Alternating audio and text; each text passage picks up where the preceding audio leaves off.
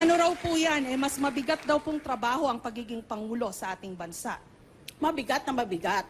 Pero kung tuusin mo, ang senador halos kapantay lang o sobra pa ang trabaho. Kung ginagawa niya ang tama niyang trabaho, nang sa trabaho ng presidente. Kasi kung minsan nilalabanan niya ang lahat ng senador laban sa kanya. Hindi kamukha ng presidente na lahat sa paligid niya nag-aaliluya sa kanya. Maraming salamat po, Senadora Defensor Santiago. Mayor Duterte, ano po ang masasabi ninyo sa I will pahayag not ng go Senadora? into an You have argument 60 seconds. or debate with Ma'am Miriam. She's telling you the truth, and truth is very important.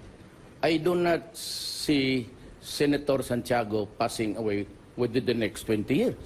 So what's the problem?